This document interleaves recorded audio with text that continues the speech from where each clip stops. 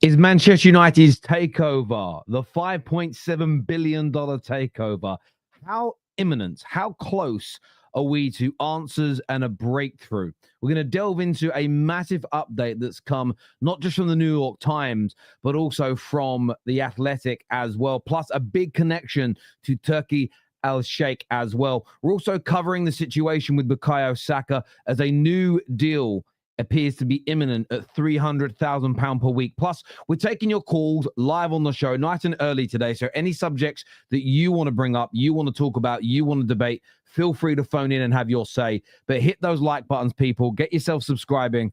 Let's do this.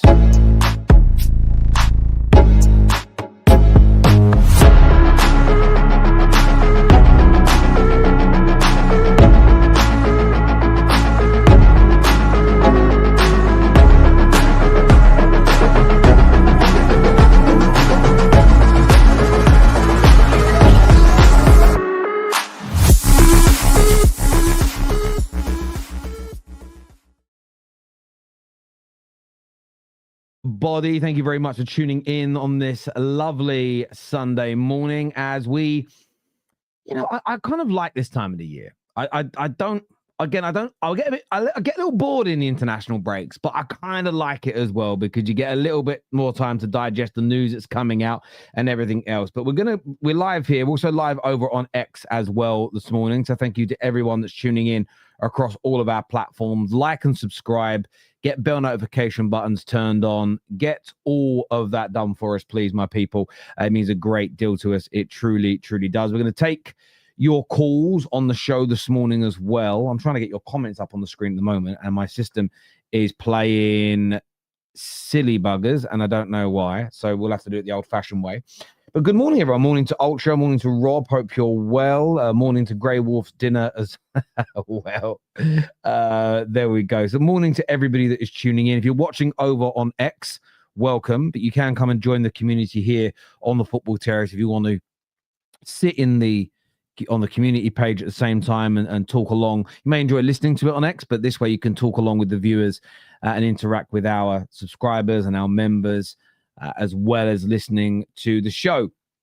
I'm going to share the link now as well. So if you want to phone in and talk about any of the subjects in our headline, or you want to come on and bring another subject up, whatever it may be, you get the opportunity on the Football Terrace to do that, where you can just phone up, have your say, and go through whatever it is that you want to speak about. So be very good to hear from you. I'm going to pin that into our live chat. So if you're watching again on X, I know you're going to retweet. I know you're going to hit the like button. But if you want to actually phone in, you want to get involved, you have to come across to X and pick up that link.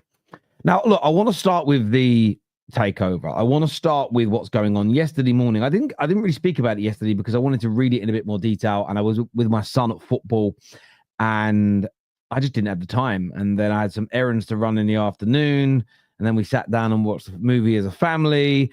And then I watched some football, and it was 10 o'clock at night. And I thought, I'm going to speak to the community in the morning about this. But is the takeover imminent? Is the takeover close? Could the takeover be happening soon? Well, we're going to go into some further updates. As we know, we all saw the tweets from Turkey Al-Sheikh regarding the best news he's heard is about United being in the advanced stages of completing a deal to sell to a new investor, and he hopes he's better than the previous owners. He then doubled down on this take and spoke about how it's not him, it isn't somebody from Saudi Arabia, but there are advanced negotiations. He hopes that it goes through. It might not, but he hopes that it goes through. So this is where the story kind of emanated from in terms of the media taking an interest, fans becoming excited and whatnot. Since this point, it has evolved somewhat. And there was a big article yesterday morning in the New York Times and The Athletic that stated that Manchester United's executive committee recently convened in Switzerland amid a somewhat positive atmosphere following the Premier League win over Sunderland, which temporarily alleviated pressure on head coach Ruben Amorim. However, co-owner Sir Jim Ratcliffe publicly affirmed that Amorim has 3 years to prove his worth. By the way, that isn't strictly true, as Staffy broke down on Straight Facts on Friday. I made the mistake of reading the Sir Jim interview. If you listen to it, it isn't that he says I'm giving him 3 years. It's that managers have within 3 years have to prove they're good enough. He didn't say he won't be sacked until the end of 3 years, but there we go. He said the claim was short-lived when the calm was short-lived when the Saudi official Turki Al-Sheikh posted on X claiming the club was in negotiations for a sale to a new investor, igniting widespread speculation. Al-Sheikh later clarified he was not involved and the buyer was not from Saudi, sharing the information as a fan, hopeful for change from the Glazer family ownership. It goes on to say the club's... Have I clicked on the right one here? Yes. It says the club's share structure features Class A shares traded publicly on the New York Stock Exchange and Class B shares with superior voting rights predominantly held by the Glazers, granting them 67.91 voting control despite owning less than half of the total shares. Radcliffe's Ineos holds nearly 29% of each class acquired in 2024 and including a $300 injection and control over the sporting operations. This agreement includes a drag-along right effective from August 2025, allowing the Glazers to compel Radcliffe to join a full sale, but any deal before February 2027 must exceed the $33 per share Radcliffe paid to ensure he recoups his investment, which is why I said a few days ago, a lot of people think this is bad news for Sir Jim. Looking at the potential asking price, the potential sale price, it's estimated that him and or Ineos would walk away with profits between 150 to 250 million pounds in 18 months. Yielding a profit of that level is absolutely sensational. The article goes on to say that a potential sale could value United at a minimum $5.7 billion before 2027, surpassing Chelsea's record.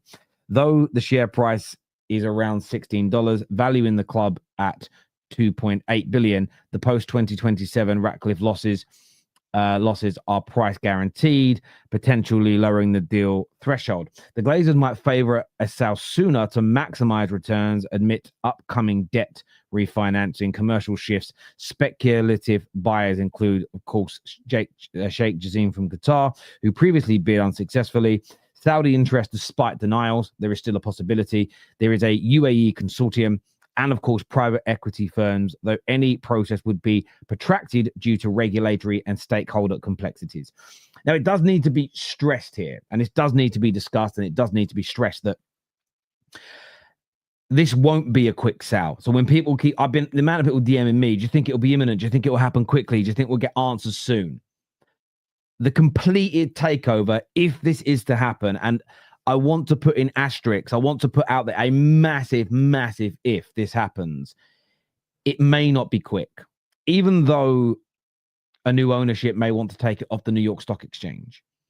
There is so much due diligence. There is so much enhanced due diligence. There is so many boxes that need to be ticked due to the fact that many members of the public, equity firms, private hedge funds, etc., loads of multiple individuals right through the big companies own Class A shares in the club. They don't have voting rights, but they own a part of it. There is so much more. It's one of the reasons why I'm pretty sure that Man United haven't been up to any dodginess like other clubs, because we're a regulated business, essentially, because we're on the New York Stock Exchange, making it far more unlikely for these things to be done. Because the biggest reason I say that is the Glazers are greedy sons of bitches, and any kind of messing around to cut a few corners here and there could cost them hundreds and hundreds of millions of pounds in fines. And I don't think they would ever risk being fined personally, because it would go against them, not the club, to cut a few corners for Man United. But let's put that point aside. I don't think it will be imminent. I don't think it will be quick. But we are going to get answers soon. In fact, we have to get answers soon.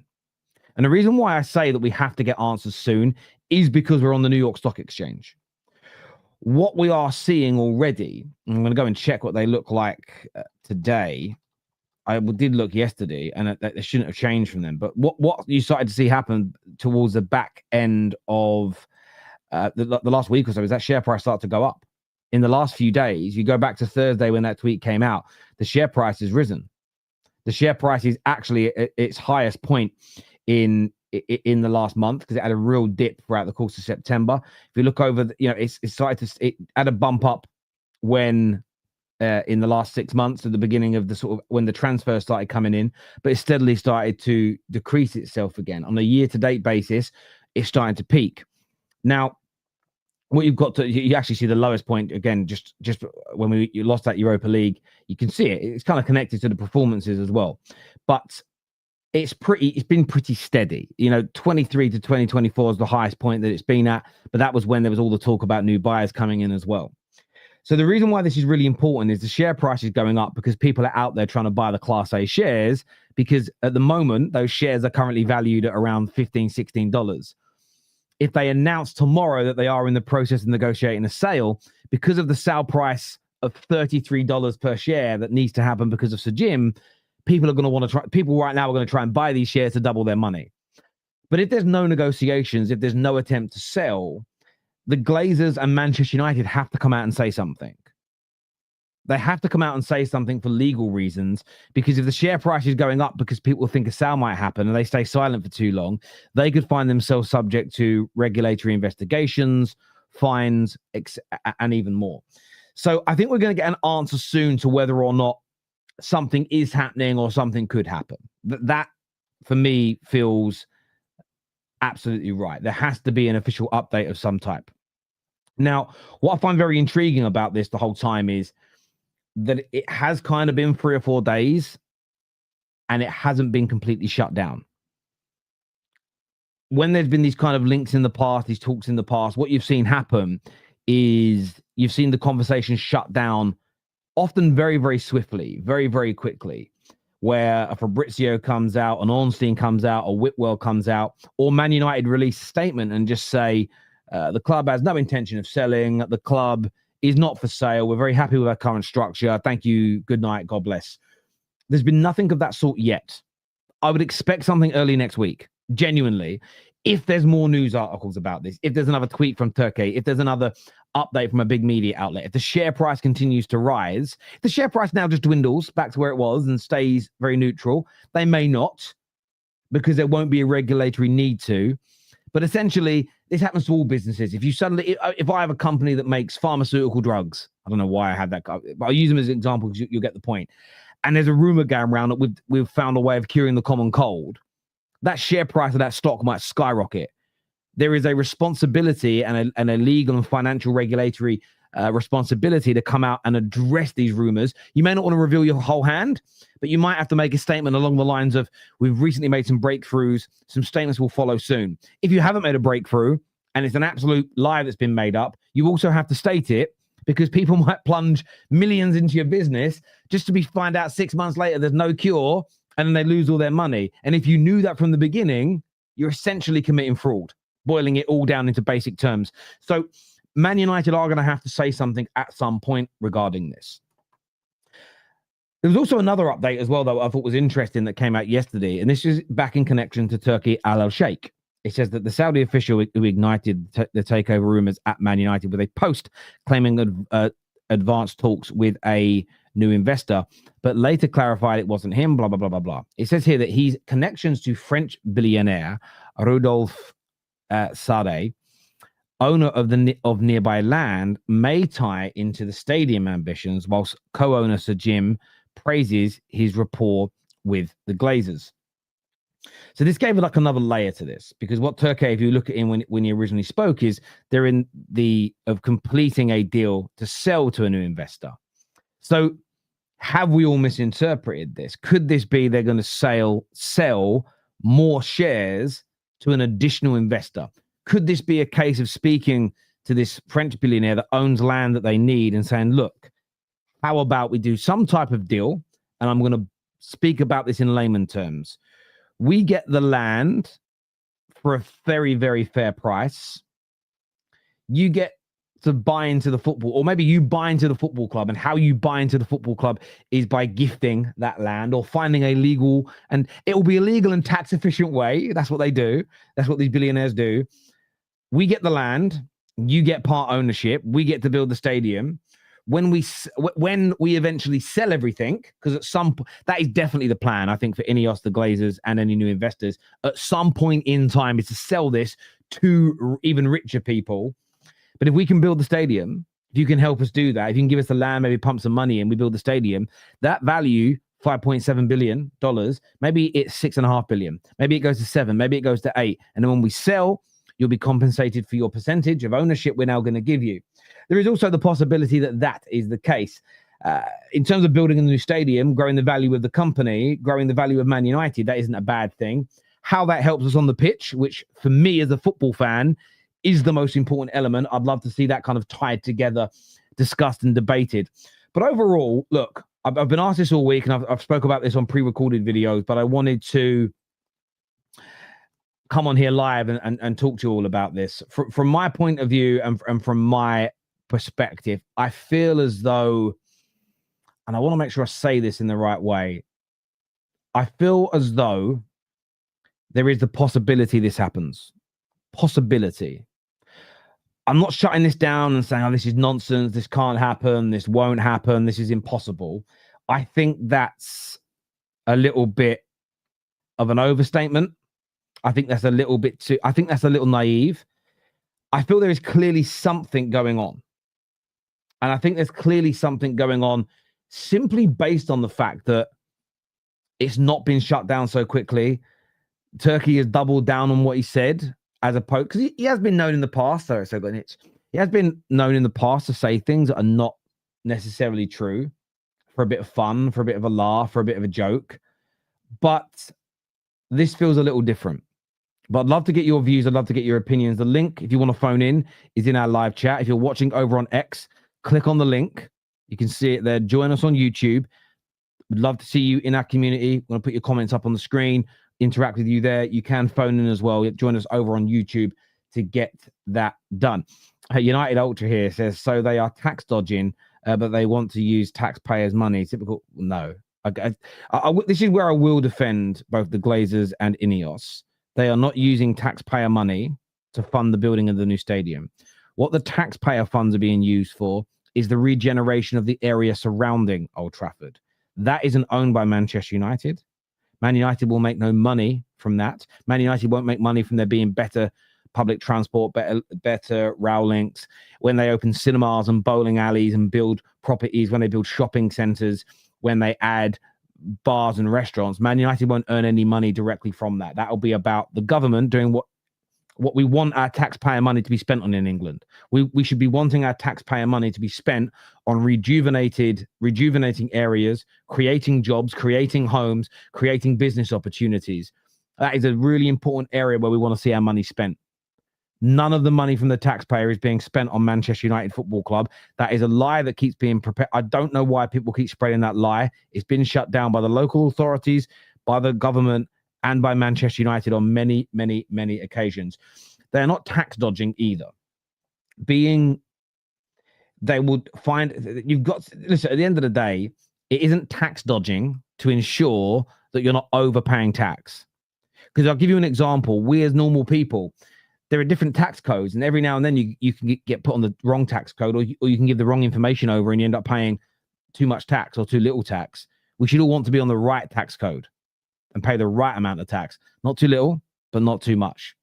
It's absolutely fair to do that. Hello to Emma. Hope you're well, my friend. About time the government concentrated up north. This is one of the reasons why. Also, some money from the south is being pumped into it. What I find really interesting is we always talk as working class people about taking money from the government and allowing it to be pumped into working class areas to improve things for locals. But it seems when Man United are involved, everybody suddenly suddenly starts acting like they're a Tory. It's very, very weird behavior for me. So if this is, Emily's here, says, if this is about getting the land for the stadium through exchange, where is the funding coming from to pay for the stadium? Well, look, I think that'll be done in multiple ways. Even if we got taken over by the UAE tomorrow, it's very unlikely the UAE are going to use their own cash, even though they're very rich. They will still look to find investors to help them do it. And maybe a way of doing it, if you look at United's design, what I like, I really like the canopy design. But one of the reasons they want the canopy, even though it's going to probably cost an extra £500 million to build, is what it enables is the football club, and this is something we would own, because it's on our land and we'd be paying for it, is a case of, well, let's add bars and eateries and restaurants and shops around the outside. You create a canopy, which means you can encourage people into the local vicinity many, many hours before a game. Why is that good for Manchester United? Because what we're able to do is rent those shops out to Pret. We can rent those out to Costa and, you know, whoever else wants to have somewhere to eat and drink there, as an example. Because of the canopy, it means even if it's raining, people can still come.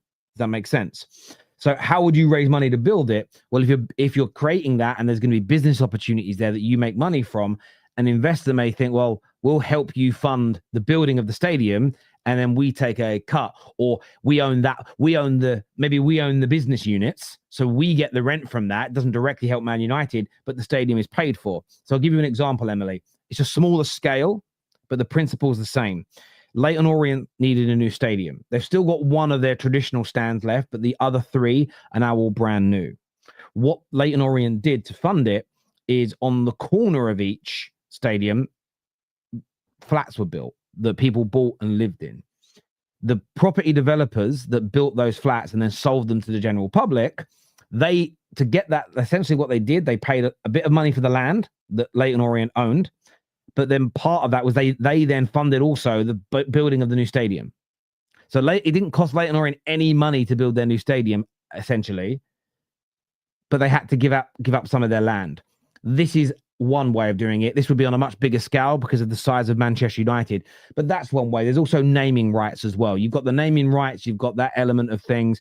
United then own the land. If we do this with this, also, if we were to give part ownership away to somebody to buy the land, to give us the land, we can then sell that land back to the government, potentially. Maybe the government are like, oh, we want to put a railroad through here, or we want to put X here, or a property developer, a private property developer, not the government, says we want to build flats right here because we think people would want to live right next to Old Trafford. Well, we now own that land as a football club. It's going to cost you £800 million to buy that land from us. We take the £800 million plus the naming rights, plus investment to help build the shopping and the business units, and there is your £2 billion to build the stadium, if that makes sense. So that's their ways of doing it.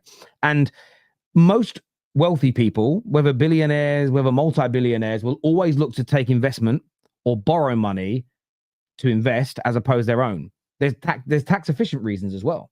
Even if Man United are getting given the investment, they may still borrow the money because you get tax relief on that if you're investing it into your own business. So there's multiple ways this can be done. But yeah, thank you, Emily. It's a really, really good question there. Terry, I'm not that optimistic about the deal. Why wouldn't the Glazers then sell to Sheikh Jassim initially? Why do the Ineos deal to only want to sell now? Very, very simple, Zard, for me. If we're looking at this from a business standpoint, very simple, very easy to follow. If let's go back, I want to get the exact number. Sheikh Jassim bid rejected. Let's go and take a look at this now. Exactly how much was it? He refused to go up to $6 billion. Let's go to Reuters article here. What did he actually bid? Because they wanted $6 billion at the time. I want to get the exact amount because I want to break this down accurately. I don't know why I can't find the exact amount. The Glazers expected this. Some of you have probably already written it in the comment section. I don't think it was. It might have been. I don't know if it was high as 5.8 billion. I'm not sure if it was. This article doesn't tell me. It tells you what they won't pay, but it won't say what their bid was. Let me just Google it. How much did he bid for Man United? Let me get the exact amount. His bid was close to 5 billion, actually. It was close to £5 billion, about 4.8 billion here, according to ESPN. So let's just stick with that as a figure. It might be a little low, might be a bit higher, but we'll just stick to that as a figure. So why would they do it now? Well, there is the thought process that now they're going to get more than that. There's a thought process now that they're going to get somewhere in the region of 5.7 to 6 billion. And they also know that there is a potential to push that higher. The closer United get to starting the building of their new stadium, the more money it's going to cost. Equally, it's not too far away until the new TV deals and international TV deals get announced that typically always increases the value of the bigger clubs, because that's then a new guarantee of regular income. Because it's very unlikely any of the big teams get relegated, even if we're crap. There's normally just too much quality in the team for them to go down. So from that point of view, in that perspective, the Glazers got offered around 4.8 billion. They're now going to walk away with £1 billion more, potentially walk away with £1 billion to £1.5 billion more 18 months later. For people that care about making, that is a significant improvement. Yes, there's a big jump from 4.8 million to 5.8 million. An extra £1 million in your back pocket is a lot of money. But you're talking about over 1,000 million, nearly 1,500 million more for waiting 18 months, 2 years longer, potentially. That's why they would do it. Don't they only own 51% now? So essentially they'll just get about 3. Well, they never owned 100% of the club. They only ever owned, so they owned 67% of it. They owned a bit more, but there was always those Class A shares that were sold. I have to go back and relook at it. I don't remember the exact figure. They haven't been the 100% shareholders of the club since they put the club on the stock market in the summer of 2012. So they've not owned 100% of it because you're selling those shares out. So they're not getting all that money. You're absolutely right. It's a really good point. But that's how much more money is going into the mix. But you also got to remember, they also own quite a lot of those A shares are on the stock market individually. That 67% you see is B shares that have the voting rights. They also own a lot of the shares on the stock market, which they're allowed to own. And they've made themselves somewhere in the region of 700 million through buying and selling those shares at the right times over the course of the last 10 years as well. So they'll own quite a few of them also. Get it in your head, 5.7 billion buys you around 15,000 top of the range Ferraris. This is kind of true. Sheikh Jazim's, oh, there we go. Yeah, this is it. Sheikh Jazim's highest bid was 3.6 billion. Yeah, so there we go. Thank you for sourcing that for us. I didn't look at that before because I didn't know what the questions were going to be. But yeah, 3.6 billion. They might walk away with an extra £1 billion now, if not more. So that's why they didn't sell. What they wanted before was around 6 billion, and Sheikh Jazim said no. They might now get that. Why will that price now maybe come in? By the way, they've already had 1.2 billion from Sajim, so don't forget they've already made 1.2 billion. So they may now get it because we have fixed forget the football for a moment. We've fixed the business element. The new stadium has been agreed. That makes the club more valuable. If you buy a business that's losing money and projecting to lose more, and from an infrastructural point of view is crumbling, and 18 months later, you're a business that is not progressively getting worse financially, you've rebuilt a new training stadium, and you've got the planning permission to build a new state-of-the-art infrastructure, you're now more valuable. By and large, and you're in an industry that isn't perishing. You're in an industry that's growing. You're in an industry that's worth billions and trillions and growing. Football is. You're now worth more money. That's why, whether you love or hate the Glazers, that's why they weren't going to sell for £3 billion, because they knew this was possible. So, yeah. I love this community. I'm learning so much. Thanks. Thank you. Thanks to the smart folks out there. Thank you from Justin Law. Well, that's what the community is about. And again, if you're watching over on X, absolutely brilliant you're watching over there. But come and join the community now. We're going to start taking some calls in a moment as well. The siblings, like all inheritors, want to pick the peanuts out of poo. There's a lot of truth to that. At no stage did Jazim provide proof of funds. I mean, they have. So his people have denied that. But Man United, and I mean, look, some of the biggest banks and financial institutes in the world have said they didn't ever receive those proof of funds. I still feel there was an element of posturing there. Tell us you're going to accept the bid, and then we'll prove the funds are there. I think there was an element of that is what I expect. That is also what I expect from billionaires, because I think I'd behave that way. You know, if I was worth 20 billion and I wanted to buy something for 5 billion, and that billionaire saying, prove to me you've got the money, I'm saying accept the bid first and then I'll prove the money. I just think I'd behave that way. I think that the reason why I think I'd behave that way is I think most people do when they become that rich and that powerful and that influential. Your behavior is different. You know, like we all think that as working class people, if I had that money, I'd act like I act today. You wouldn't. I just do not believe you would. I believe you'd absolutely change. And why wouldn't you? Terry, when will United be run profitably? Well, I never really want us to be run profitably because I want every penny we're making to be pumped into the squad. I don't mind making a little loss here and a little loss there. I want us to be run sustainably. There's a difference between being profitable and being sustainable. I want every ounce of profit to be reinvested back into the team. So let's say look, guys, we could make £100 million profit this year. Well, is that including? So say we've got a transfer budget already of 150 million, but we're going to be making a profit of 100 million. Well, let's go and spend 250 million pound on the squad. And maybe not all on players. Maybe it's let's put some of that aside because we're going to renew those two guys' contracts and give them the biggest contracts ever. Let's extend the stadium more to make more money. Let's build some new scouting and training hubs in Asia, in Africa, in South America, and try and scout even better young talent to bring them over. I want that money consistently invested. So it isn't about profitability. It's about how we spend that money.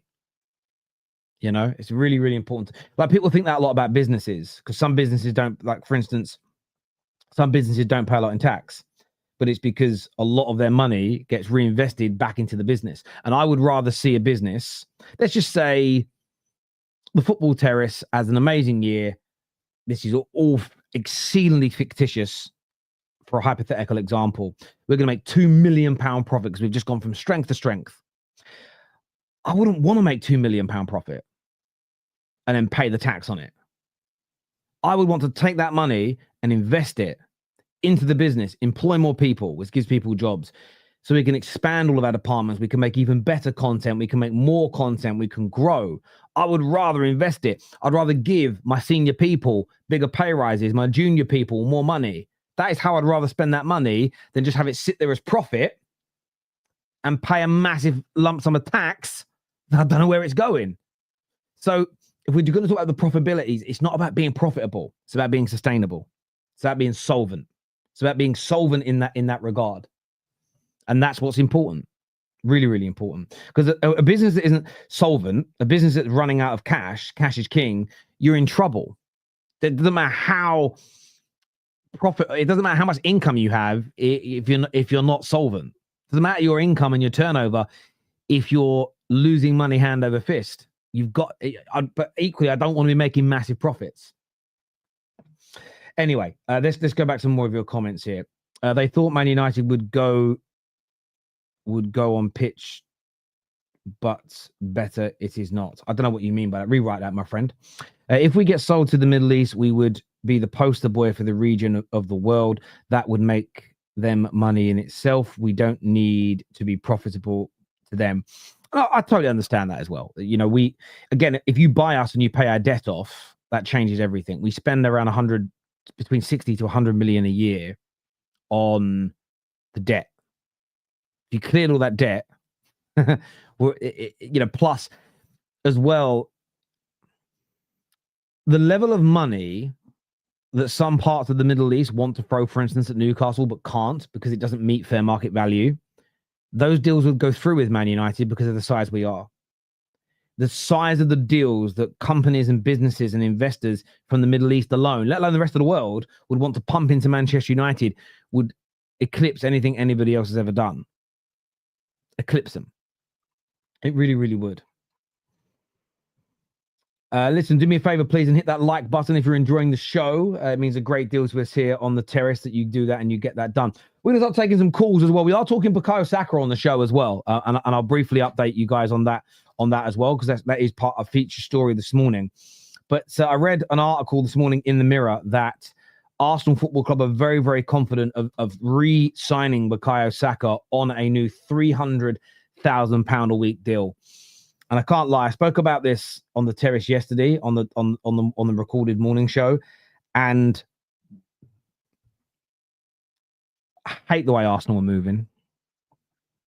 One thing I always loved about Arsenal was it didn't matter how good the football was. But this was for the better part of 20 years. It didn't matter how good the football was. It didn't matter how hard they pushed you, or if they won a league title, or if they looked like the best team in England. What you always knew, what was always a guarantee with Arsenal, is those players would leave. They wouldn't pay them the salary, and or their head would be turned by another club in England or in Spain or around the world. I feel like that's changed. I feel like it's changed. Their better players want to stay. Saliba signing a new deal. They're paying the going rate for some of the best players in the world. Bukayo Saka, 300k a week. Worth it. He's worth it footballing sense. He's worth it on a commercial sense. And both those things play a part in their salary. And I find it heavily, heavily frustrating that Arsenal have turned that corner. I really do. The other side of me, though, gives me hope. Because I often see, I did a video about Yardman yesterday moaning about the fact that the pizzas were cold and blaming Arteta. And there was a comment that somebody wrote on my video. And for me, it was arguably the best comment I've read in a while in relation to that subject matter.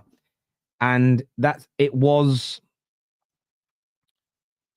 why do so many Arsenal fans hate a man that took them out of the mire, took them out of being broken and got them back to challenging?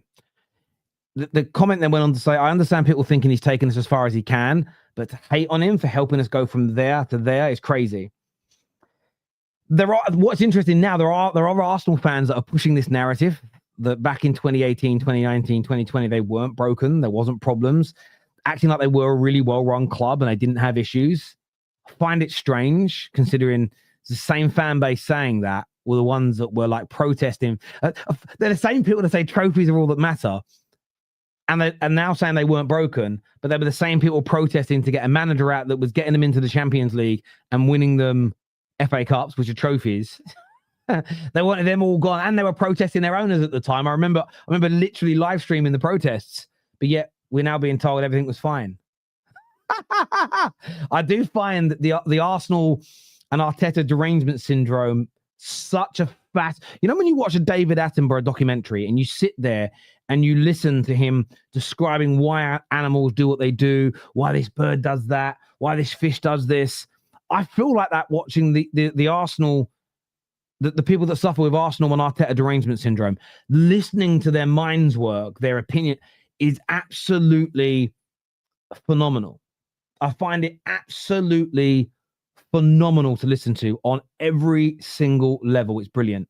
It really, really, really is brilliant to me, in my opinion. But look, Saka, 300k a week. Do you think he's worth it? We're taking your calls. The link is in the live chat. If you want to phone in now, it will be great to hear from you, my people. It really, really would. I'm just going to share this in my group chats as well. So if you're in any of our group of chats, that'd be good to hear from you guys. We've got the United Tribe who's going to be coming on first with us to have his or her say this morning. I assume it's he.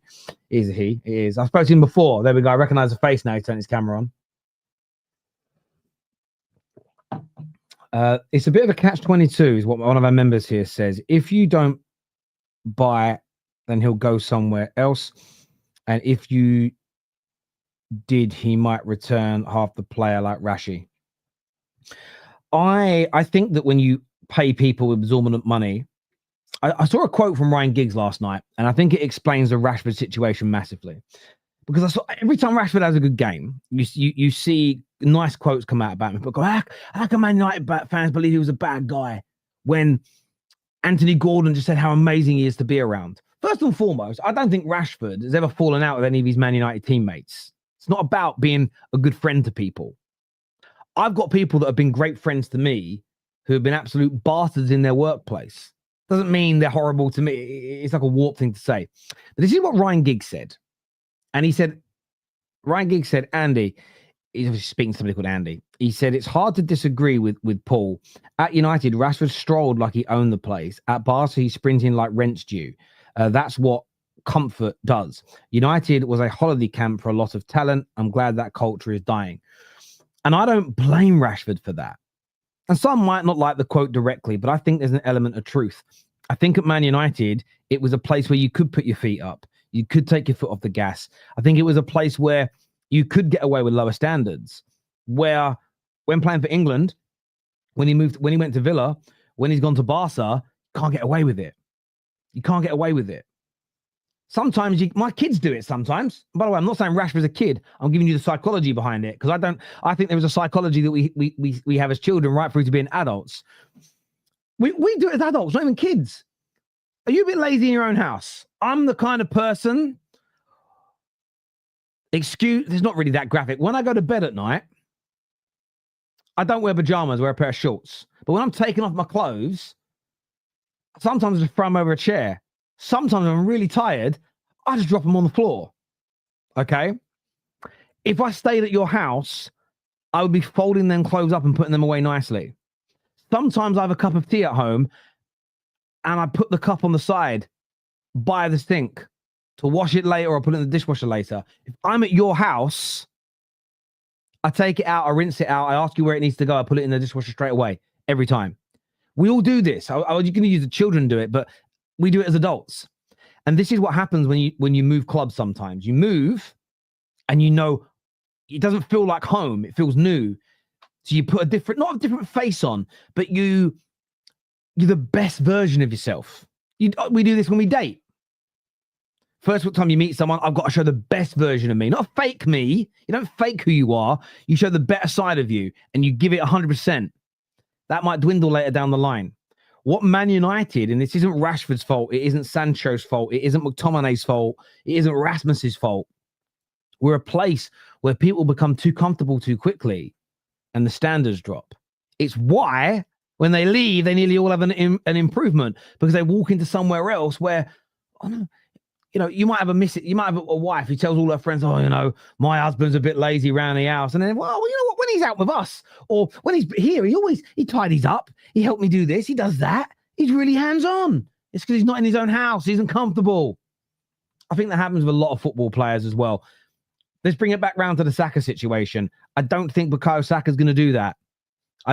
Arsenal's too well run right now. Things are too good. Waldo here says Rashford and Højlund showing that United as a club is the issue, not the player. Listen, I've told everybody, I don't even think the manager's the issue. I think the managers are quite arrogant people. I think they're very egotistical people and very pig-headed. But I think you need a large percentage of that to make it as a manager, because even if you've just managed a boot store or a petrol garage, being a leader in work and business can be very lonely because of how you have to put yourself out there. So you need a certain level of arrogance, certain level of ego, a certain level of pig-headedness and thick skin to do it. The issue is when you end up in a toxic environment where it goes wrong, it can break you. It can break you. For players, I think it's a little different. But Man United as an institution has been the issue. We are essentially kryptonite. The club has been kryptonite to everybody that's joined it. Everyone. We've had doctors, scouts, coaches, players all join with great reputations. 2 or 3 years later, we talk about them like they're absolute scrubs. I think the managers find it harder to recover. I really do. But it's never been one player or one manager's fault. Anyone that pushes out that notion has always been wrong. The only thing I can predict is the unpredictability of the outcome. This is from Matt. He says, give Saka 300k per week, slap on 5-year +1 deal in front of him and get him to sign it. Yeah, I just look at Saka and I don't think there'll be any problems whatsoever. I don't think there'll be any issues whatsoever. I think he will legitimately go on to continue to be an absolutely fantastic football player for Arsenal Football Club. There is zero doubt about that in my mind.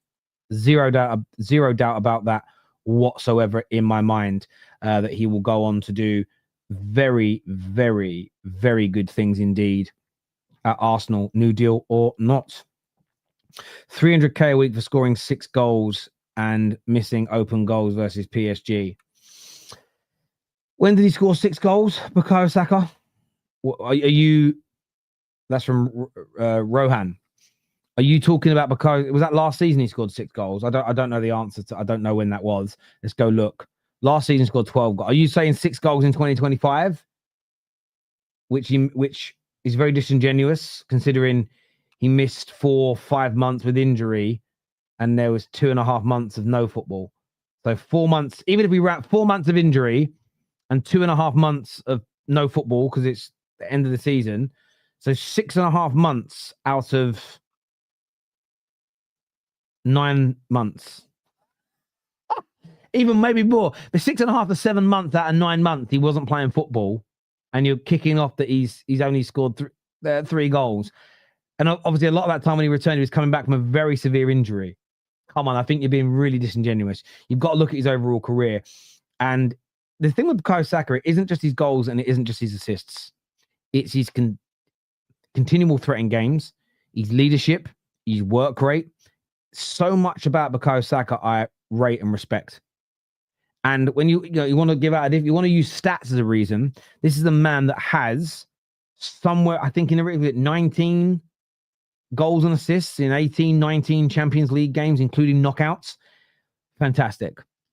This is a man who returned after injury. I felt when he returned from injury, I thought the first 4 or 5 games, I felt he kind of got through on adrenaline. And then you saw the dip in match sharpness and fitness. And I think a bit of his explosiveness was missing. But I saw this guy, I know he missed a penalty there, but the way he went and played at the Bernabeu was fantastic. The way he performs for England, absolutely amazing. And the hamstring's looking like it's going to be okay. The hamstring's looking like it's going to be fine. In my personal opinion, I think it's such a bad tear. These things take a little bit of time to get better. But what I found about Bukayo Saka, one of the reasons why I know he's a brilliant player, one of the reasons why I know he's a fantastic player, is because of the way he's the benchmark for most wingers. He's always used as a comparison piece. And when things don't quite go the way people want, they're straight to jump on him. So, for instance, last year, 26 goals and assists in 34 games. And the man missed such a large period of the season injured. And he still, again, when he came back from injury, he scored in his return, didn't get any goals or assists in the back end of last season in the league, and wasn't looking at his absolute best. There was definitely an element of him that was looking a bit sluggish. But while when Van Dijk came back from injury, Van Dijk's was interesting. He had a period where he looked really good, and then he dipped off for about a year. Rodri's come back and can't stay fit and can't get into a flow of games. Knee injuries, terrible hamstring or groin tears, broken legs. Certain injuries take an element out of you, especially as a big part of Saka's game. He's very skillful, he's very technical. But when he beats a man, it's that first 3 or 4 yards of acceleration to get past someone, to create that extra half yard of space to work in and operate in.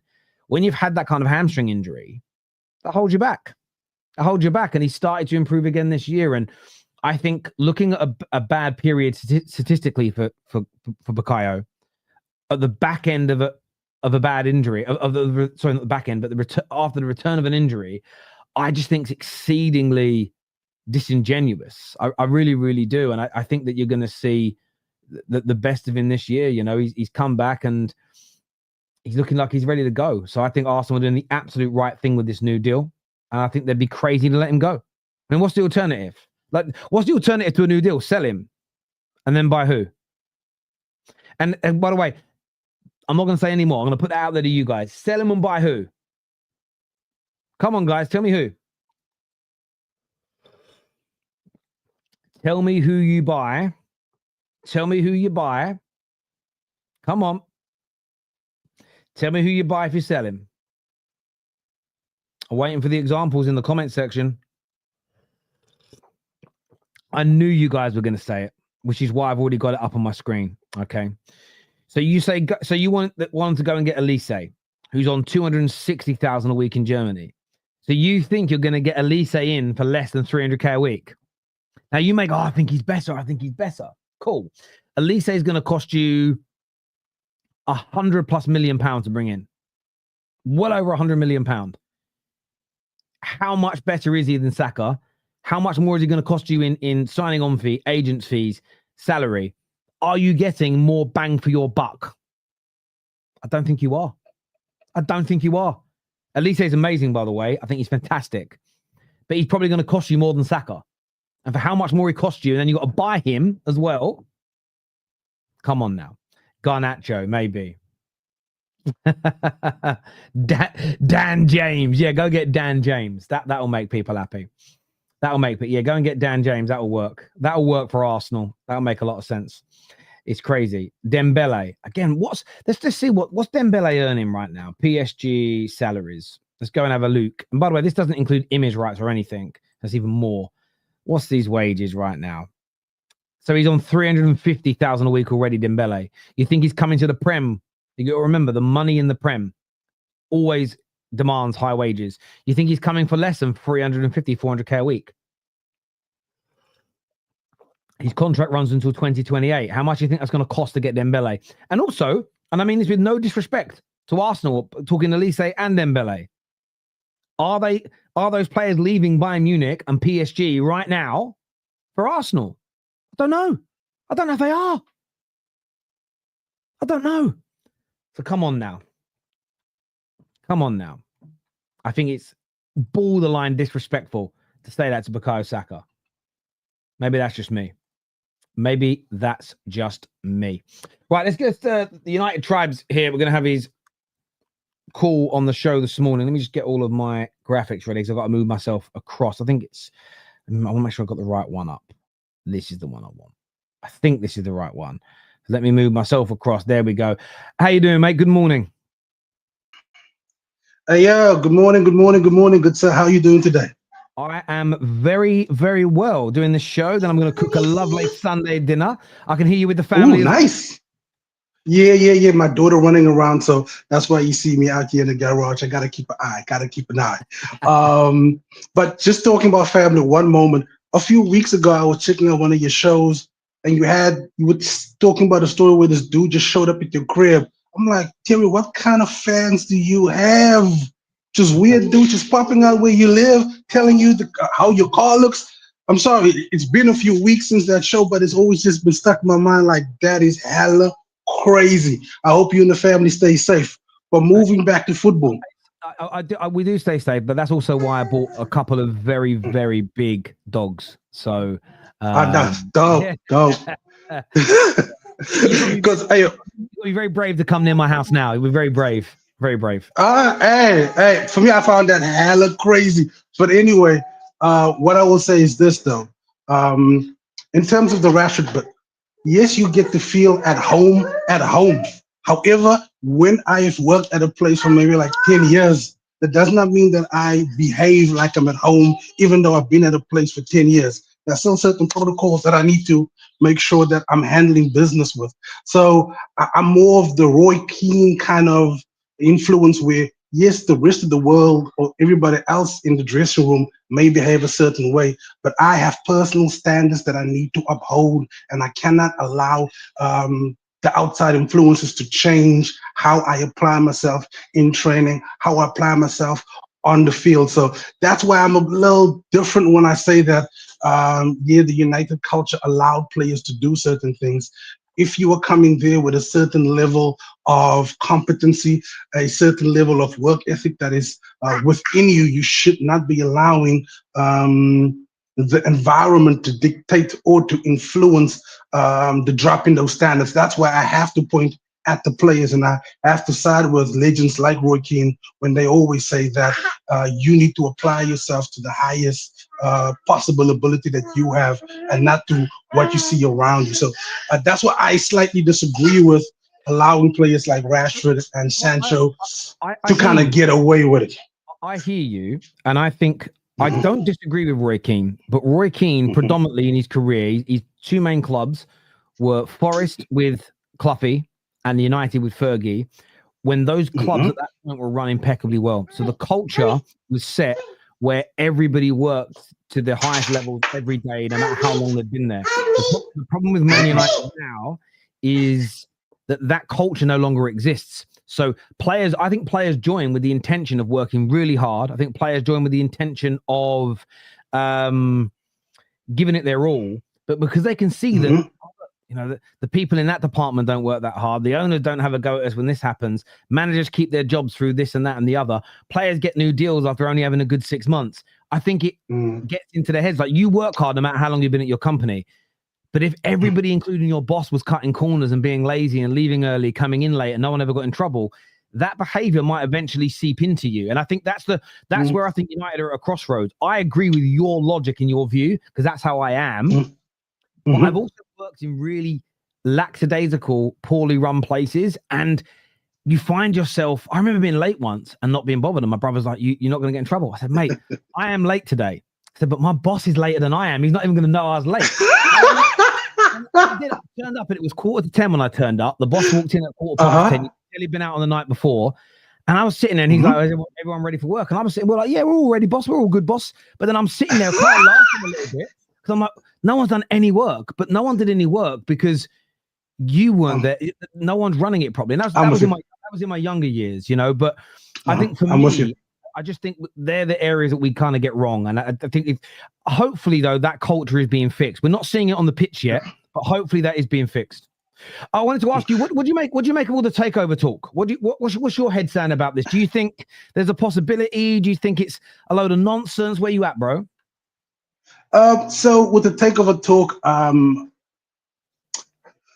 let me take a moment and be very careful with my word choice, because I don't want to get clipped for late harassment.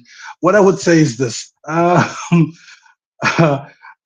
similar to you, where I'm trying to keep my feet on the ground, but I'll be lying if I said that I am not a teensy excited by the possibility of a full takeover, because we all know that United was out to bid, without even just investing a lot into the actual transfer budget. Just removing the debt, that alone would make us a different animal in the transfer market in terms of our recruitment. If we didn't have the debt in the last transfer window, perhaps we bring in a Belieber, perhaps we bring in a Wharton, with having the front three coming in, then you were looking at a different animal entirely. So yes, I am excited about the takeover, but from the way the Glazers did this last time, I have a little trust issues. You know, I'm scarred. You know, last time they made me believe that I was going to get this guy was going to come through with oil money. We were going to have this wonderful stadium, and then I got a guy that bought 20-some-odd%, just has football operations, still have to kiss the Glazers behind. Yeah, it kind of just put a bitter taste in my mouth. However, this time I do feel there could be, from the articles I'm reading, there could be a valid takeover. My only concern is how long will this take? Because if this is going to take another 18 months, what is that going to do with our transfer market? Because we need players now in Jan. Are they going to say that due to potential takeovers we can act in the market? Is that going to impact next summer's money as well? Yeah. Because generally in those particular spaces you have to tighten up, or you can't really make those particular transfers happen. So that's really what concerns me most of all when I think about takeover moves. It's mostly about how does that impact the here and the now. Yeah, I hear you as well. Like I like to break these things down on a business level sometimes, because it often makes more sense. But equally, there is this part of me that feels like if there really is someone out there that wants to buy the football club, there is this part of me that just sits there and thinks, well, just get it done then, please, bro. Just get it done. Like, no messing around, no nonsense, no cap. Just go out there, get it done, bid the money, buy it. That's almost what I'd love to see right now. And I know that it isn't always realistic, because rich people don't want to spend more money than they have to. Billionaires all have a sense of arrogance about them, and they want to get the best deal possible. They don't want to look like they're being screwed over. But there is this part of me that would just love to see a consortium, an individual, I don't care, Elon Musk, someone, just go, how much money do you want, Mr. and Mrs. Glazers? And they go, well, it has to be at least 5.7 billion. Well, how much to pay the debt off as well? Oh, that'd be 6.5 billion. There you go. There's 6.5 billion. I'll get the money transferred tomorrow. Let's get the sale done. I just want to see someone go bang and buy it. But that's because we would. Yeah, like we would. Like we would. But I'm just, and that's the issue. That's why I don't like to get carried away, because what it can often do is lead to you thinking in a very nonsensical way like that. And because it isn't ever going to happen in that way. Nobody is parting with 5, 6, 7 billion just like that. Facts. It's going to take weeks and months of negotiations. How do I know this? I've done very small business deals that are worth a few 10,000s here and a few 10,000s there, and they can take months. And even the legalities around that, like you send it into a lawyer, they review it, comes back. It takes months. It takes months sometimes. Sometimes you do things quickly. Things can sometimes take months.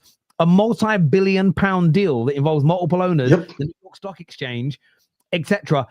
We have to do, whether we think it's happening or not, and we're running a poll on it now. We've got to keep our feet on the ground and stay calm, is my message. I mean, with the sale of a home that I had, it took many, many months for the lawyers, for the inspectors, like all of the particular process you need to go through in order for the sale to go through firstly. Then after the sale goes through, all of the things that need to happen thereafter before the funds is even released. So that's the reason why I'm speculating probably we'll have to wait probably until next year, November. If there's a proper sale to happen, I expect hopefully by next year, November, for that sale to conclude, because after November, generally, as you know, in business, December is not really a place you want to do business in, because lots of banks and businesses and lawyers, generally, that's their holiday period, so you don't get as much traction with the work that you want to get done. So in the main, you want to get things done by latest first week of December, you want to get it done. So that's the reason why I said I'll give it to next year, November, see what happens. I'm just concerned about the next two transfer windows and how that impacts us. A question I wanted to ask you: this whole Bruno playing in the midfield. My thoughts on it is, too many people are judging this just based on the eye. And I'm a firm believer you can't judge a player just based on what you see, because you have your own personal bias and you'll be highlighting certain things more than it actually is, and you'll be downplaying other things because it doesn't fit your narrative. But if I'm looking at it with my eyes and with the data, I'm seeing Bruno with ball recoveries, Bruno with interceptions, things that CDMs are supposed to excel at. And I see Bruno in the top 5 in these particular stats. And then I look on the other way, when I see chances created, I'm seeing Bruno also in the top 5 in that regard. So off the ball, he's doing what I need a midfielder to do, which is break up play, get me the ball. That is being shown in the actual stats, not just based on my eye and when I don't see it, because it doesn't suit me to see it. And on the ball, he's creating chances as I want my number 8 to do. And that's essentially what a number 8 used to do. If I look at Roy Keane's footage, that's what Roy Keane did. People forget that Roy Keane scored goals, that Roy Keane had assists. All they keep talking about Roy Keane is, oh, he was a wonderful tackler. Oh, he used to have these fights, forgetting that he was an excellent footballer going forward and coming back. And when I see Bruno playing in the midfield, I don't see it as that big of an issue. Yes, does it lose his runner? Yes, he does, but every midfielder does that. McAllister is supposed to be a pro in the central defense and the central midfield, but even he would press when he's not supposed to press, lose a player. So these are things that all midfielders do. But when it comes to Bruno, when he makes a mistake in those particular areas, let's crucify him. I feel that's a bit overhanded. And once again, I think it speaks more to people's narratives around Bruno. I think there's an element of truth to what you say. My issue with Bruno in the central areas is I don't think he has the legs for it, and there's times where he catches us out. On the ball, I haven't been that bothered. So I had this debate earlier on in the season. It's kind of dropped. Oh, look at his heat map. Look at his heat map. He's everywhere. Well, he's doing what he's meant to do in his role. He isn't the CDM. He's the box-to-box, but in the double pivot. He's the guy that goes back and forth. You're going to see his heat map everywhere, and you're also going to see it on both sides because he takes set pieces from both sides, which means there's lots of times in the games where he'll be on the left taking a set piece, and then for a period he's on the left-hand side because you don't just run back to your position because someone else is covering it. So we've got to be sensible. But if you actually break it down statistically, and you look at this here, this is Bruno Fernandes, Declan Rice, Tonali, and Caicedo this season, just to name a few, and we can change it up if it want different people in there. When it comes to key passes, Bruno's top. When it comes to progressive passes, Bruno's top. When it comes to carrying, that's the area that he's not great at. He's not a great runner. He's the worst of all of them, barring Caicedo at carrying. But Caicedo isn't going to carry as much because he sits back deeper. Possession being one, he's up there. Declan Rice is actually lower than the others, but then he's further forward more than other players. Duels that he wins, he's up there. When it comes to his duel percentage wins, he's up there with everybody. Forward passing, again, he doesn't do as many forward passes as the others. Do you know why? Because there's large parts of the game where he's at the edge of the box, so there's less opportunity to pass the ball forward. But forward pass. Sorry, I'm a liar. His forward passing is the same. His forward pass completion hasn't been good enough this year. So I do look at this situation, and I think when you break it down statistically, there are things that he's done that are good still, and there's things that he does there's things that he needs to improve on, and there's things he hasn't been good on. I still don't like him in that role. The biggest reason being, I don't think he can cover the ground quick enough. I'm not someone who says, he shouldn't be in that position in case he loses the ball. That's if he isn't in that position, then we can't progress the ball forward. This is where we need more legs in that midfield. It doesn't mean the end of Bruno Fernandes, potentially, if they don't want to play him in a number 10 role. But I do think when people say he does nothing in that role, he brings nothing to the game, every game's been crap, everything he does is crap, that for me is just an exaggeration of the facts. And so I totally agree with you on that point. There is a massive exaggeration of how bad he is. But for me, there are bad elements to it, which I've called out. But I think that we live in this world where nuance has disappeared. Well, the nuance has definitely disappeared. And I've had it on shows. You've watched them. I know you've watched them. When I've sat there and I'll say things like, I'm so annoyed with the players today. Why? We missed 4 big chances to score. Why are you defending the manager? I'm not defending the manager. I'm talking I haven't even mentioned the manager. I'm talking about the players at the moment. But then what will happen is, have you noticed how Bruno Fernandes being bad in central midfield? Goldbridge goes, I blame the manager for playing him there. Others, they just want to go in on the player because they hate the player. But Ahmad not having a good season is the manager's system. Bruno not looking as you want him. That's because Bruno's shit. I hate the duplicity in those conversations, bro. But listen, it's been great talking to you, my friend. I'll let you get back to your pleasure, Mikey. Soon. All right, cool. Be easy. Thanks. Mate, thank you. Anton joins me on the show now. How's it going, mate? Oh, hang on. Let me get you there. There we go. There you go. How you doing? How's it going, Tal? I'm good. Good weekend. Good, yeah. Good my end as well, mate. I assume we're here to talk Bukayo Saka. Here to talk Bukayo Saka. Here to talk to my boss. You know, it's all good. You shouldn't say that. People will take it seriously, but good to have you on, bro. People get weird. Yeah, good. I've got weird trolls on the internet that'll make weird rumors up. Do you know what I mean? I once got told I was. I know. I once got called out for being too controlling of my employee because I asked my employee to be at work at a certain time, 9 a.m. It's like, you can't tell people what to do. And it works for me. I can tell them what time to come to work. That's bullying. I got told that was bullying. Couldn't believe it. But anyway, so what? 300K a week. What are you saying about Saka? Worth it? Well, a few people in the comments saying you should sell him and go look for someone else like Olise. Okay, first of all, in no world is Michael Olise better than Bukayo Saka. Just going to start that out by saying that, just to throw that idea out. Yeah, 300K a week. I actually think it's kind of below what he deserves. I would probably give him 325, 350, just in terms of the structure of the contracts that we have at the club. So Kai Havertz at the moment is our highest earner. He's not far below, I believe, somewhere around 290-ish. And Jesus is right below that. So I actually think that there should be somewhat of a gap between Saka and Havertz, to be honest, in terms of the quality of player and what they brought to the club overall. But yeah, look, if anyone's got criticism for Bukayo Saka, you look at him for Arsenal, he's got 100 GNA in 200 appearances. So that's a goal and assist in every other game. And the similar for England. Like, we were in the group chat, Ash was talking about like 32 GNA in around 65-ish England caps for Saka. So that's around as well 1 and 2. So we're talking about a player who is probably one of the most consistent players, English players for sure, and definitely Arsenal players. So we're talking about somebody who deserves that type of money.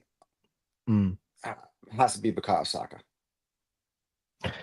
Yeah, I mean, this comment here says Saka is class, but surely he's on good wages now without needing 300K a week. It's not about his wages particular. It's about the fact that he's probably our best player and he should be paid more than anybody else at the club. So I imagine that, for instance, his agents were probably to say, if they were having negotiations, and by the way, we're trying to keep one of the great young talents in Europe, who is an Arsenal player through and through, onto a long-term contract. And when you're doing those sort of contract dealings, his agent is going to go say, like, this is the player who's been, as I've just mentioned, all the things that he's done.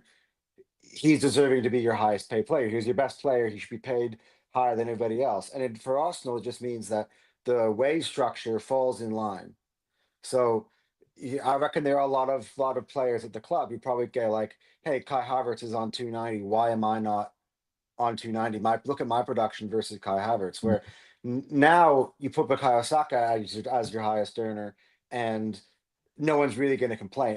Everything else just falls in line, which creates a really good structure. Yeah, I hear that. I just want to say very quickly, if you're watching over on X, the stream is about to end on X. So if you want to join us here on YouTube, click on the link that's on the X post. Come join the community over here right now. It will be great to see you here. I have a question for you, Anton. Yeah. Who is better and why? Olise or Bukayo Saka? I mean, I would say Bukayo Saka, because he's had that consistency over a number of seasons. I mean, Olise's been at Bayern for 2 years, and he's not even 2 years, a year and a bit.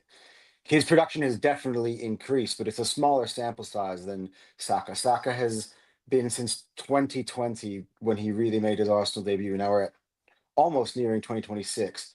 So you're getting close to 6 years of consistency for Bukayo Saka playing at a high level. And by the way, his ability is only increasing with time. Yeah, he had a bit of an injury spell out last year, which was his first real injury spell out in his career.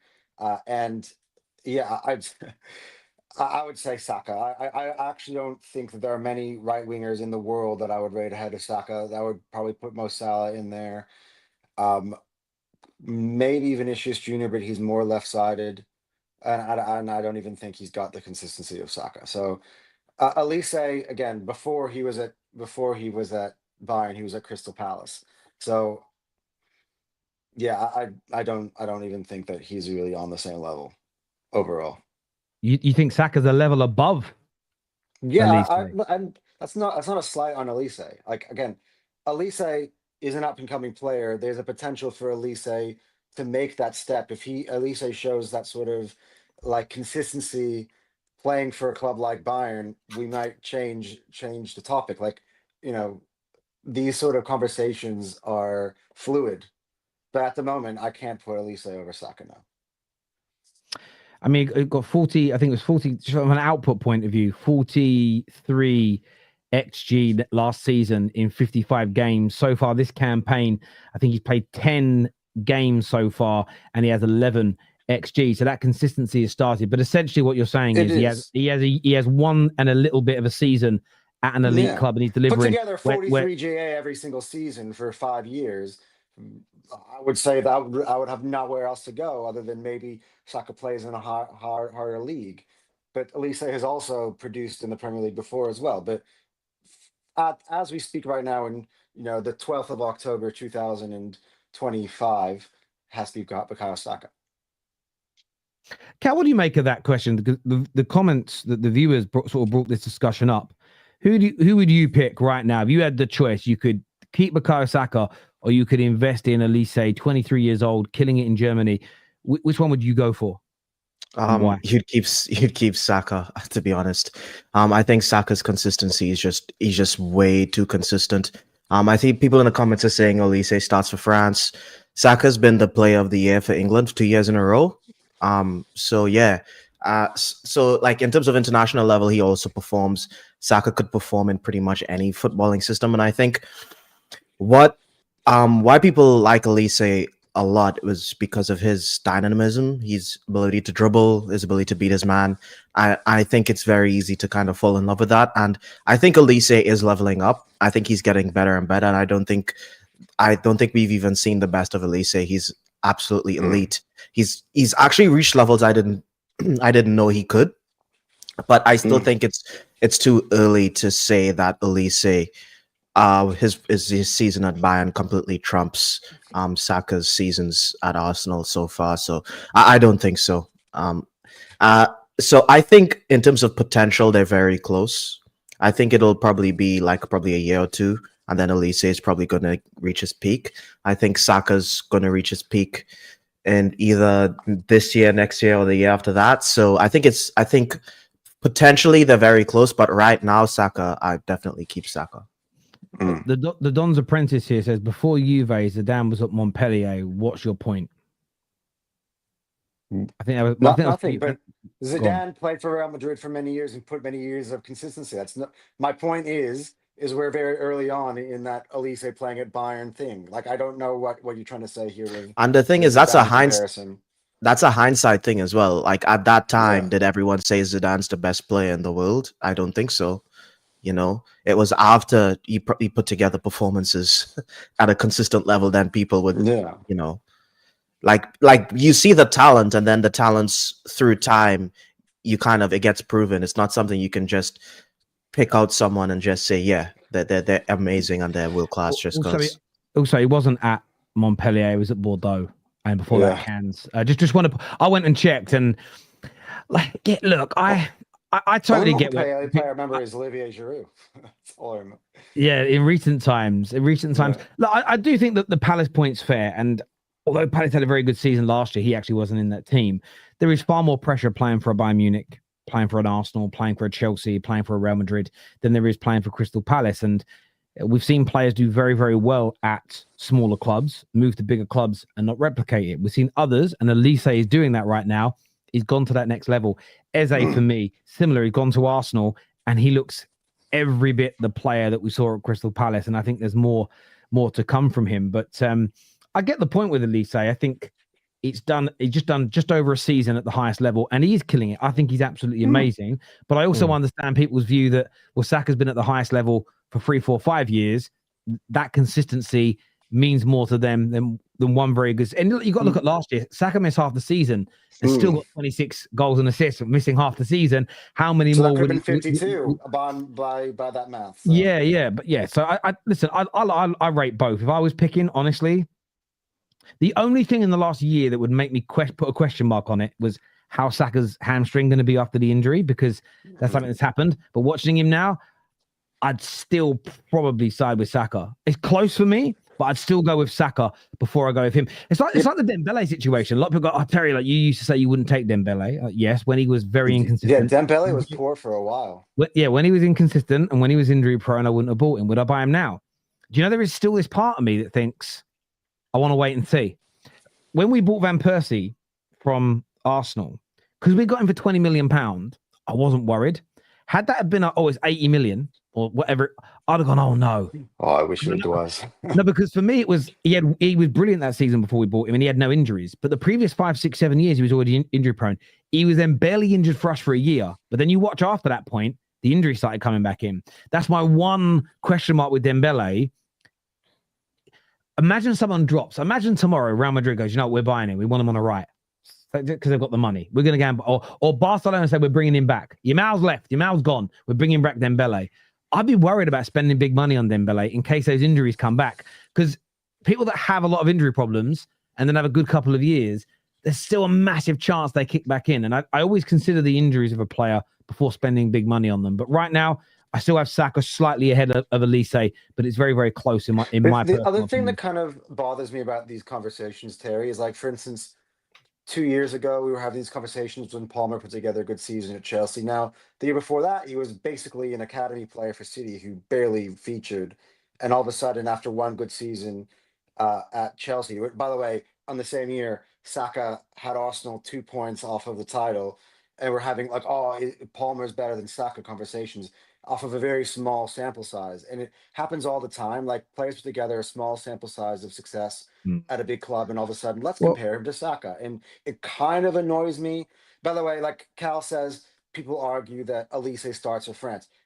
Saka doesn't only just start for England, he's England's best player. So there's a difference between just being a starter versus being the talisman for your nation as well. Like, I just think it's on a whole other level. I think it's fair. Look, what I found is, I don't know if you guys heard the debate I had with Don on Friday, and we were talking more Rice Caicedo, but I do notice with he did it, and I use Chelsea players as an example that I rate, by the way.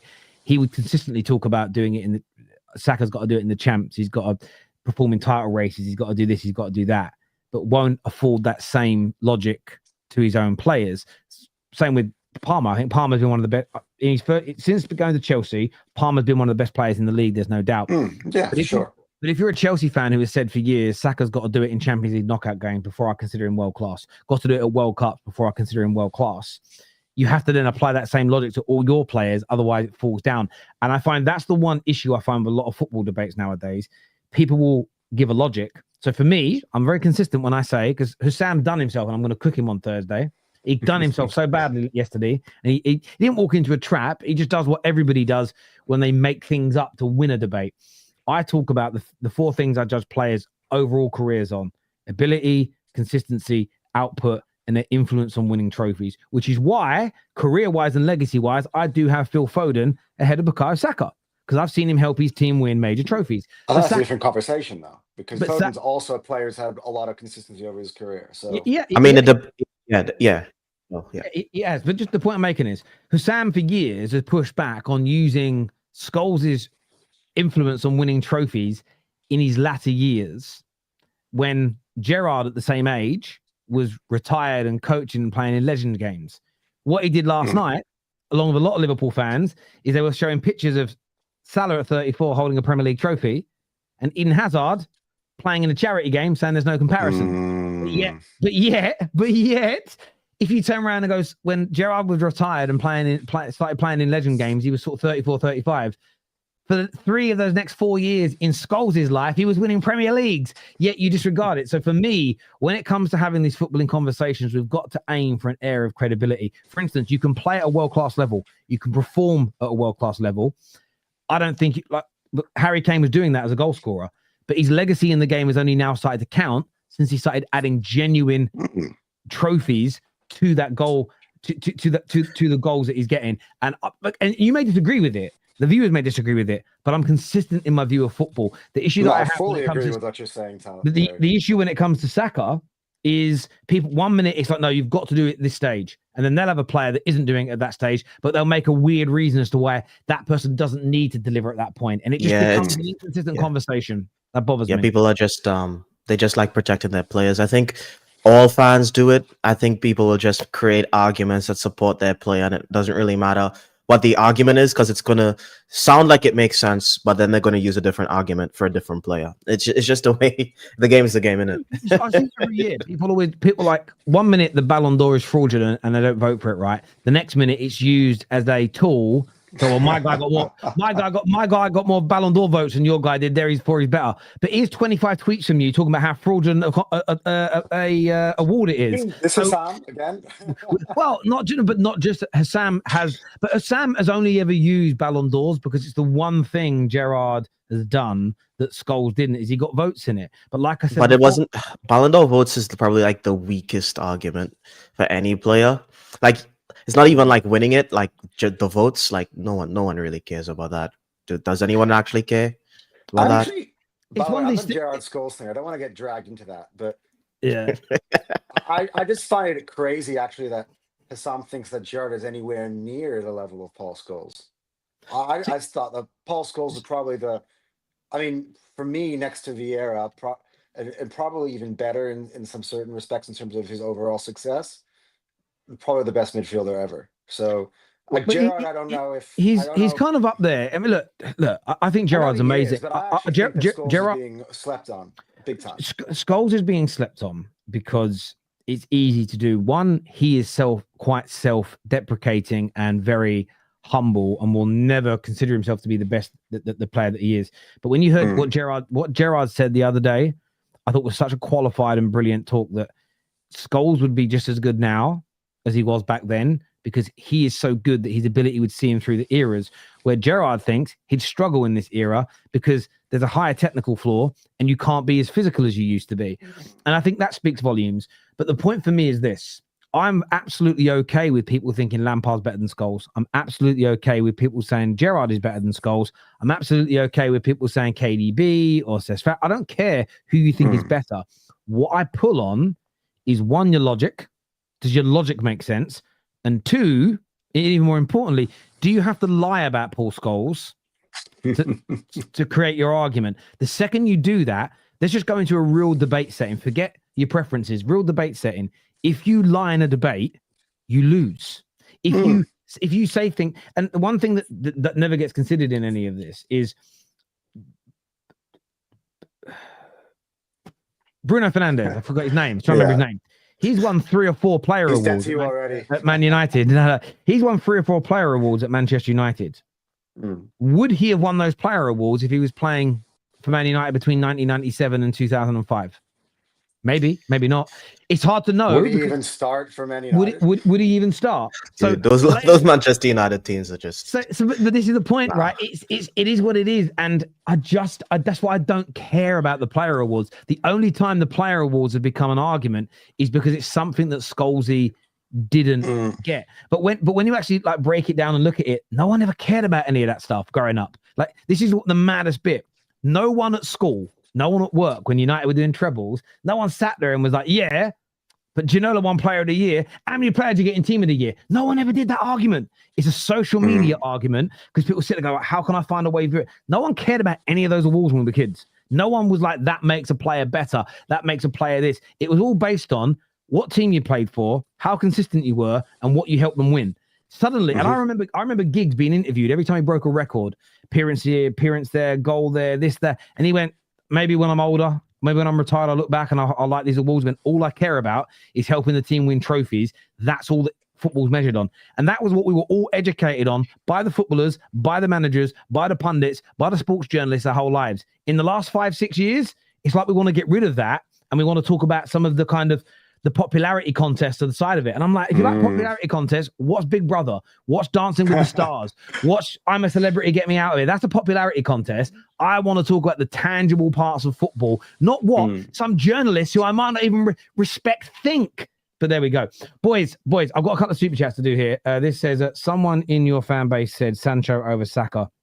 Yeah, I heard that before. He's not a member of my fan base. Now, AMT is an Arsenal fan, so I think he's saying it to me. Someone probably did say that back in the day. In fairness, when he was at Dortmund, when he was at Dortmund, maybe. When he was just coming through, like when he was at Dortmund, it might have been a fair statement. Not in the last couple of years. If we get new owners, what happens to the stadium plans? They still go through. But buying, for instance, if you own a house as a general rule and you get planning permission to extend it, make it bigger, your house becomes more valuable because those plans are through. So it's not going to change anything at all. Thank you, everyone who's tuned in. I want to say a big thank you to everyone that's tuned into the show on this lovely Sunday morning. I'm about to go and cook a nice traditional Sunday roast for the family. So I'm going to go off and do that now. Boys, enjoy your day. To all of our super chatters, everyone who's tuned in, thank you. Oh, yeah. It's nighttime for you guys. It's 10:30 p.m. Well, get yourselves to bed then, gentlemen. Enjoy your evenings. And until next time, everybody, take care. Goodbye. God bless. And we'll see you all again. Let me just check one thing quick. No, cool. And we'll see you all again very, very soon.